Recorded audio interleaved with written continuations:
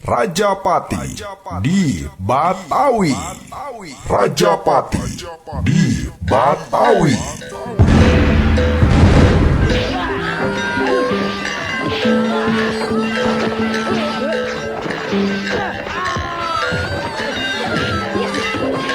Bismillahirrohmanirrohim. Sampurasun wargi-wargi sadaya. Waluya Dongeng Sunda. Gilang Kasna di channel Dongeng Sunda Kang Gilang. Sejamedar hiji carita karya Aan Merdeka Permana dina judul Rajapati di Batawi. Tahun 1740 aya 10.000 orang Tionghoa dipaehan ku POC nu jadi marga lantaran. Urang Tionghoa nyaingan usaha dagang POC, padahal POC harita keur ngalaman kabangkrutan. Eleh dagang di dunia internasional, oge tindak korupsi di kalangan maranehna kacida mahabuna. Urang Tionghoa loba nu dibawa ka tengah laut, pura-pura rek dipulangkeun ka nagarana, padahal diteleumkeun kalangan bangsa Cina anu diwengku ku padepokan Xiao Lin Pai, Kun Lun Pai, dibantu ku jagoan silat Banten jeung Pajajaran. Bangsa pribumi mantuan Tionghoa sebab tujuan sarua hayang ngusir POC. Kasugri pamirsa, urang sami-sami pedar carita dongeng Sunda karya Aan Merdeka Permana anu bukuna diterbitkeun ku Putra Pajajaran Mandiri dina judul Rajapati di Batawi. Rajapati di Batawi.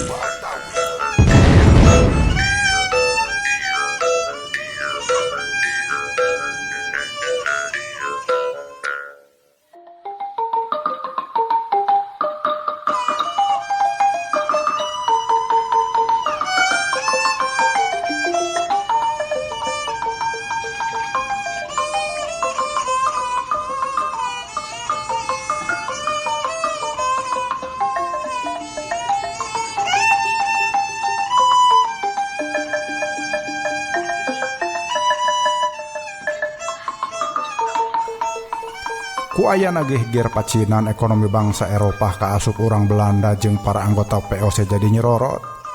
Kahirupanana jadi tigerat, kurangan bubutuh hirup. Kumahan terek itu apana anu bergerak dina usaha sembako mah hampir kabeh urang Tionghoa. Sanajan uyah jadi monopoli perdagangan POC tapi pan ari barang eceran mah dijalankeun ku padagang Tionghoa.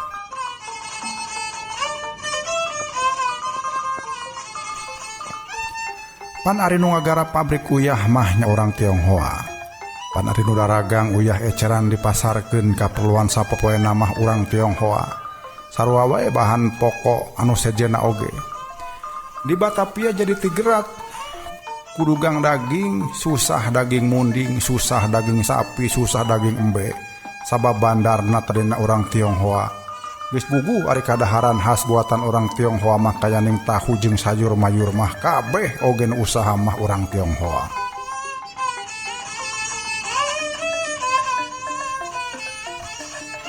Kilang kitu kumpen tetep henteu mere omber sangkan orang Tionghoa hirup tu maninah di Batavia.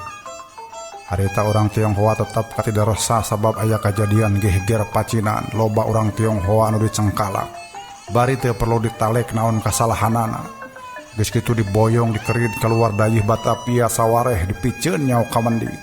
Sawareh dijual jadi budak belian anu kabeneran beunghar kacida. Menang cicing di jero kota ngan bakal keuna ku cuke atawa pajeg nu kacida luhurna. Barudak parawan anu boga rupa dipaksa dijieun budak belian nu meulina bisa bangsa Eropa. Bisa bangsa pribumi beunghar tapi bisa jadi dibeli ku bangsana sorangan. Rajapati masal dipilampah ku POC antara 7 Oktober tapi ke 12 Oktober 1740 teh teu kurang timaihan 10.000 urang Tionghoa. Gubernur Jenderal POC nyaeta Adrian Falkenir sabenerna mah kungsi marentahkeun sangkan dieureunnan nguber jeung maehan warga Tionghoa. Tapi ieu parentah teu metu. Malah batan eureun kumpeni beuki kagila-gila nguber urang Tionghoa, malah masyarakat Tionghoa anu aya di Bekasi oge diubar-ubar.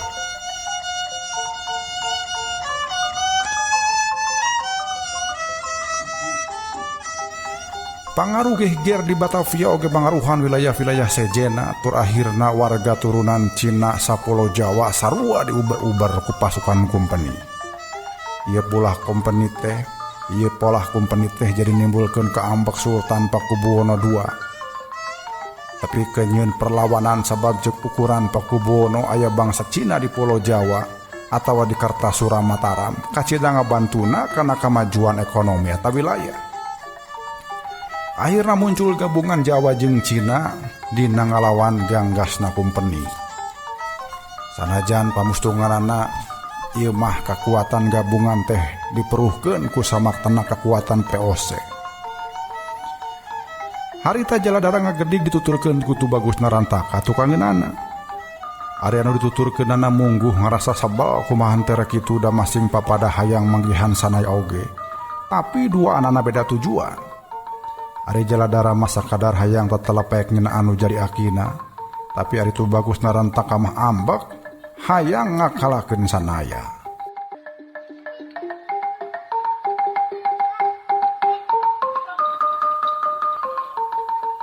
Pamanggih Tubagus Narantaka tetep henteu robah yen sanaya teh jalma jahat anu paripolahna angin-anginan. Sakapeung jiga anu nyanyatru kang kompeni tapi sakali mangsa masok nembongkeun dieun sanaya oge gede hampura ka kompeni. Loba teuing mere angin ka kompeni yen sanaya tara sembarangan maehan kompeni eta geus marupa hiji kasalahan anu badag pikeun ajen perjuangan.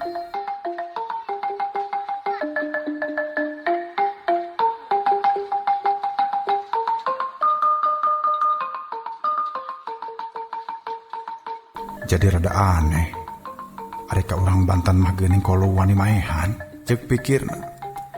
Ieu ditudingkeun sabab Tubagus Narantaka ngarasaya anu ngakalakeun Ki Manggala. Nyaeta anu jadi akina Tubagus Narantaka pasti cenah sanaya. Harita sanaya jeung Ki Manggala papada aya di wilayah Panjara Stadhuis. Dua anana beda pamanggih, ari Ki Manggala mah hayang ngagempur Stadhuis. Ari sanaya mah hayang nulungan dununganana nyaeta Ki Mas Tanu. Ki Manggala tiwas di eta tempat. Ya jadi karelut heula alatan beda pamanggih teh. Cek Tubagus Narantaka langsung mutuskeun pradugana. Hei, tungguan atuh. Tubagus Narantaka nyorowok sebab Jaladara ngungkuk bae. Atuh Jaladara ngarandag heula. Ngan teh hayang ngalieu ka tukang. Aya naon? Pokna nungguan. Kira-kira endek neangan ke mana? Cek Tubagus Narantaka. Lain endek neangan di sana ya.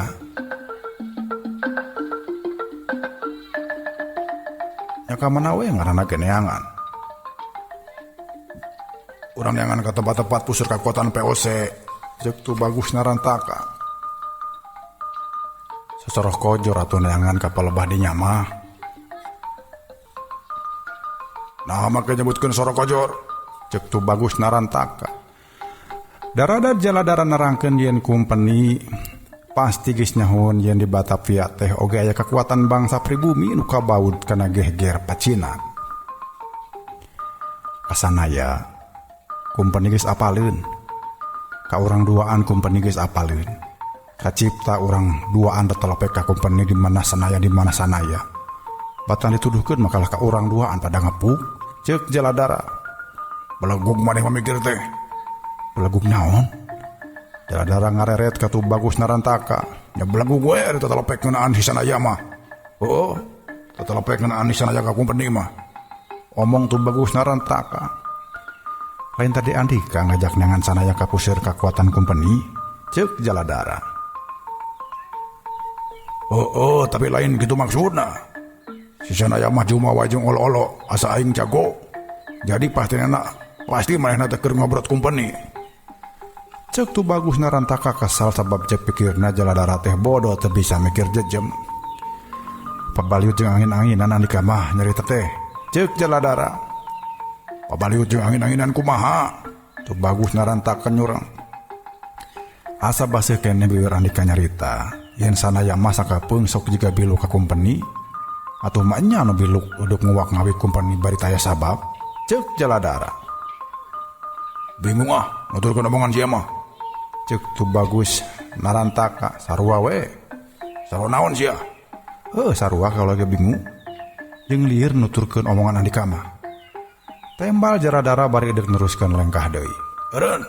Deuk naon? Tadi sia nyarita kitu jadi maksudna sia teh. Aing ge sarua bodoh juga sia. Kaula mah teu ngaku bodoh. Maksudna anu bodoh mah aing mungkul. Geus gandeng ah. Teu guna ngomong bae nu kalarieu. Ceuk Jaladara neruskeun lengkahna bari ngagede gerusuh. Dagon sia. Tu bagus narantaka ngajeleng ngaliwatan embun-embunan Jaladara. Jelek hareupeunana. Deuk naon ah. Tu bagus narantaka ngajawabna ku sodokan pereup ngarah-ngarah kana beungeut Jaladara.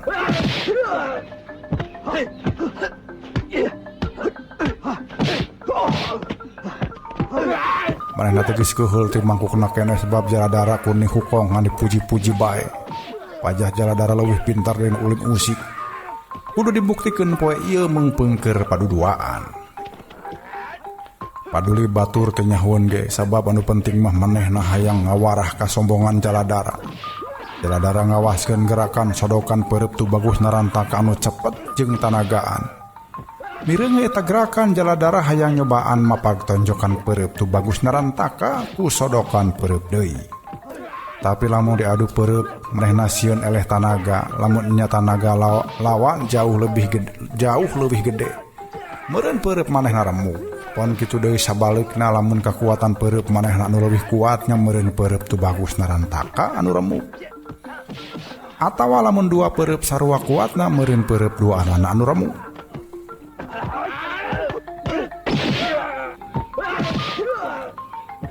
Embung cek pikirna. Sabab embung ngadu pereup atuh basa pereup tu bagus narantaka nyodor ka hareup. Hampir nonjok irung awak Jaladara dengdek ka katuhu. Bari ngageser suku kenca salengkah sanggeus awakna miring pereup buleud anu ngagilisir hampir ada kana pipina teh ditongtak satengah diayun. Tapi disurungkeun ku leungeun ka katuhu sadakerna. Sabab kitu teu anta parah awak tu bagus narantaka teh nyolontod ka hareup.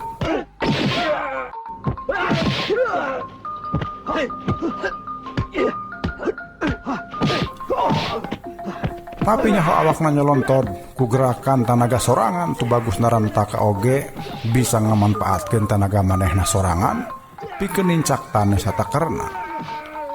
Itu nate bari ngagunakeun suku salaku per atuh awak tu bagus narantaka jadi mumbul kaluhur jujumpalikan menang 3 kalina. Barang turun seleg cenah sapasang suku nate ajeg dina taneuh. Wih. hebat lah. Ceuk Jaladara bari keprok. Tapi dikeprokan sarupa kitu tu bagus narantakan teh bungah malah kalah ka asa dihina sebab eces panarajangna teh sabenerna mah gagal. Jang ngagantian kagagalan anu bieu tu bagus narantakan nyeun gerakan anyar deui nyaeta ngajleng kaluhur bari metakeun suku katuhuna.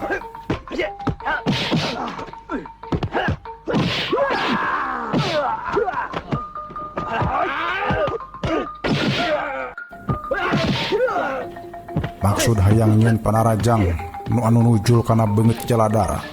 Jaladara oge ngawaskeun yen bari ngajeleng suku katuhu tu bagus narantaka eudeuh dipakengan najong gadona.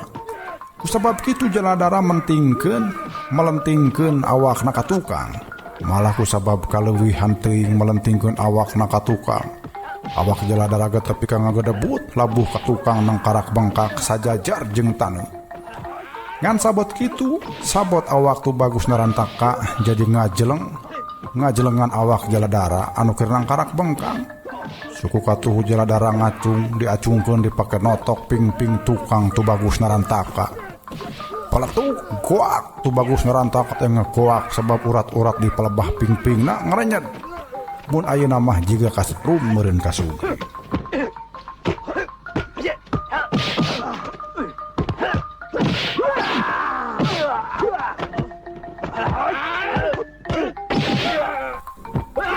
Awak tu bagus narantaka terus jungkal jumpalik bikin nyeun gerakan salto sababaraha kali. Pikeun ngajauhan serangan susulan ti Jaladara. Kusabab sukuna sabelah karasa lumpuh. Atuh basa ajeg turun deui kana taneuh teh. teu bisa ajeg jika tadi tapi teu jolong jong ampir ti kusru. Tu bagus narantaka cicing heula sakadapan pikeun nyageurkeun deui suku anu ngarenyed. Kituna teh bari pasang kuda-kuda ngajaga bisi Jaladara ngabongohan sabot dirina can sayaga. Ngan untungna anu keur dicuriga mah teu kabireungeuh nyebrut pikeun rajang kajaba nyenghel seuri. Kurang ajar sia. Ngahina sia ka aing. Ceuk tu bagus narantaka ambak ngagidir. Malah ayeuna mah manehna nyieun gerakan anu kacida cepetna. Tu bagus narantaka ngajleng narajang ka hareup geus kitu sapasang leungeunna ulin jurus. Loba nyieun gerakan tenggelan bisa ngabahayakeun nyawa. Sebab anu diarahna bagian awak nu babari pisan dikakalahkeunana. Sapasang leungeun tu bagus narantaka piligen tinjeun serangan. Naha kana panon, naha kana irung, naha kana angen, malah kana palangkakan. Ngireungeuh panarajang anu sakitu ganggasna Jaladara gawenangan saukur undur-unduran. Itu nateh bari meus-meus ngalieu ka tukang jiga anu keur neangan jalan pikabureun. Mireungeuh Jaladara jiga anu sieun atuh tu bagus narantaka beuki ningkatkeun panarajangna. Ayeuna mah sapasang sukuna oge milu main, nyobaan nyepak kana kakemplong beuteung atawa nyapu bincurang Jaladara. Hanjakal kabeh oge bisa dipengparkeun sebab Jaladara gawenangan undur-unduran ka tukang, kituna teh bari tetep neangan pilumpat.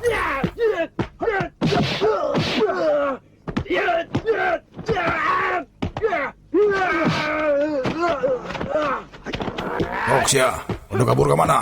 Kurang ajar. Ceuk tu bagus narantaka hohoak. Keheul ku sabab sakabeh panarajang acan bisa kena bae atau gerakan beuki ditambahan deui. Saban peureupna diheumbatkeun saban kadenge sora angin bangbaraan. Jaladara terus mundur sangkan awakna henteu kakeunaan ku panarajang jurus ti tu bagus narantaka anu sakitu ganggasna.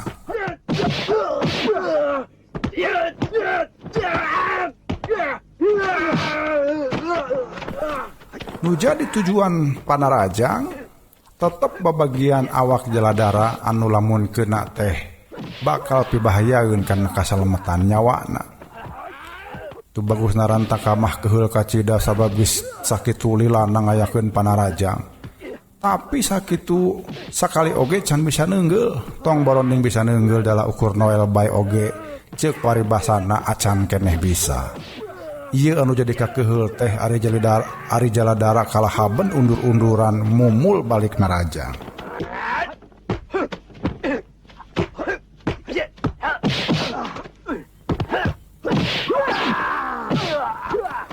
Jadi asa dicogado. Iya.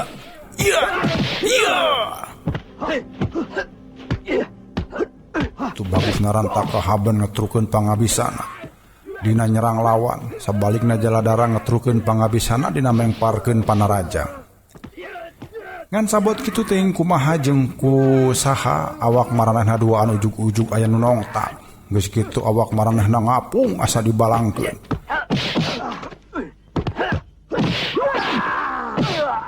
Hiji mengpar ka kenca nyangsang dina dahan kai anu belah kenca. Awak anu saorang deui ngacleng mengpar kana dahan kai belah katuhu. Boh awak Jaladara boh tu bagus narantaka nyangsang dina tungtung dahan kai. Bajuna palebah punduk ngait kana tungtung dahan kai. Kusabab henteu ngarasa nyeri atuh sanggeus leungit karuas mah tu bagus narantaka geuat ngabadol baju anu ngait. Tapi karawek malah lung we bajuna mah dibalangkeun jeleng luncat ka handap. Jaladara ugal-ogel hayang ngalepaskeun bajuna anu ngait kan manehna mah henteu maksa ngadudut baju. Lebar bisi rangsak. Teu boga deui. Cenah bari ngalaan bajuna lalaunan geus dibuka, geus buligir geuat baju teh disampaikeun kana tak-tak jeleng luncat ka handap. Hor, geuning ke sana ya. Cenah sanggeus nangtung ajak dina taneuh. Tu bagus narantaka mah jamadud teu nyaritana naon. Eueuh ka rahasia duaan mah. Ceuk sanaya pakaianana sing sarua hideung buukna panjang satengah wisan, dibeungkeut ku iket pulas gandola. Ladang nyelap ku daun tarum, henteu kumisan, henteu janggotan. Sia nu kudu era mah. Cek tu bagus narantaka bari ngahembatkeun leungeun katuhuna dok dipake ngahampol tarang sanaya. Sakedapan ku sanaya diantep sina hampolan dampal leungeun. Deukeut pisan kana tarang nangan samemehkeuna eta dampal leungeun teh. Dampal leungeun tu bagus narantaka teh dijewang satakerna geus kitu leungeunna digunyang dipuntir, belewar dibalangkeun.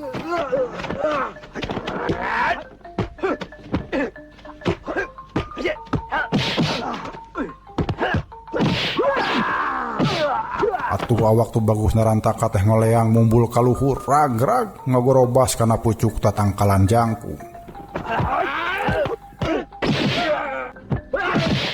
Sia deui hayang dipulintir kokodna. Cek sanaya nunjuk-nunjuk kana irung Jaladara.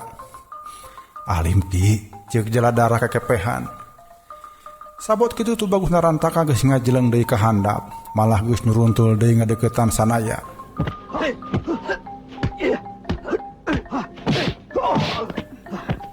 Sanaya, awas sia. Rasakeun babalosna. Rasakeun sia kurang ajar. Tuh bagus narantaka hohoa. Kunaon ieu bebenjit teh mana ijit-ijit teh ka aing? Ceuk sanaya.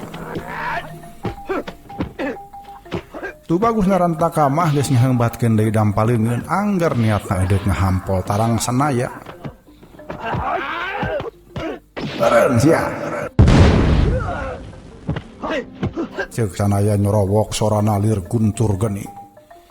Awak tu bagus narantaka ngaradak eureun malah leungeun anu keur ngacung teh teu bisa turun deui. Leuleut sia. Sanaya ngahoak deui sorana lir guntur.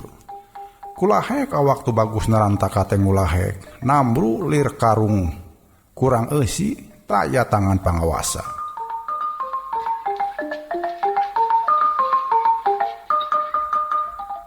Sia gawena teh reurejengan bae. Meureun apal naon pangna ieu budak geuleuh ka aing. Sanaya ngareret ka Jaladara panonna sumorot seukeut. Urang Banten ki manehna teh. Urang Banten nya. Injuna ki Manggala ki. Baruk. Paingan deg-deg lerna sarua jeung akina. Sanaya neuteub beungeut anu keur ngaringkuk dina taneuh. Tu bagus narantaka ge sarua neuteub sanaya ngan awakna teu walakaya.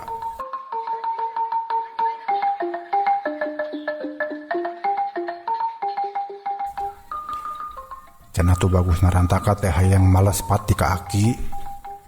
Males pati pedah naon? Darada Jaladara nyaritakeun omongan tu bagus narantaka yen ki Manggala. Kadenge beja ditelasan ku sanaya basa ngagempur stadhuis baheula. Nyao tembal sanaya. Kituna teh bari nerangkeun kajadian baheula yen manehna jeung ki Manggala kungsi ngagempur stadhuis sanajan beda tujuan. Ki Manggala mah hayang ngancurkeun eta gedong ari sanaya mah hayang nyalametkeun nyawa Ki Mas Tanu. Dua anana akhirna bajoang sewang-sewangan. Aing teh hasil nulungan Ki Mas Tanu sabab manehna geus dipindahkeun ka Pulau Kelor atawa Pulau Onrus. Ceuk sanaya. Ari Ki Manggala dibarengan ku sababaraha urut begal Banten nyaeta Ki Dongdo, Ki Ogel jeung nu katelah jujuluk si Bajul Buntung. Ngaruruk panjara stadhuis tujuanana hayang ngancurkeun benteng sakalian hayang maehan Ki Mas Tanu anu pajah keur diberok di dinya. Hanjakal Ki Manggala saparakan teu hasil.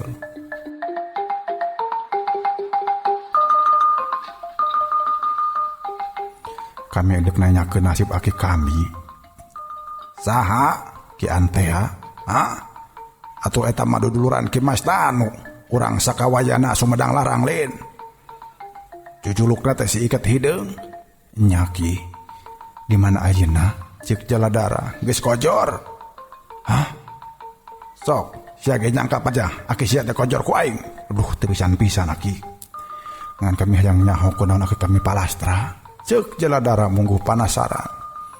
Panjang sia dongeng nama. Kewe ari panggih deui. Duh, aki tong ngaleos. Aing rusuh loba uruskeun. Laya gunana medar nu geus kojor. Aing mah leuwih loba ngurus jalma nu hirup tapi diancam-ancam bepaeheun deuleu. Ceuk sanaya rek ngalengka. Ari nasib tu bagus narantaka kumaha? Jaladara nunjuk ka tu bagus narantaka anu masih keneh ngalumbuk. Tong hariwang ke aing alios ge manehna cengkat geura ceuk sanaya. Bari belesat teuing ka mandi geus eueuh tapak-tapakna acan. Jaladara culang cileung geus kitu mah sok balati sapasang teu diteundeun gigireun awak teu bagus narantaka.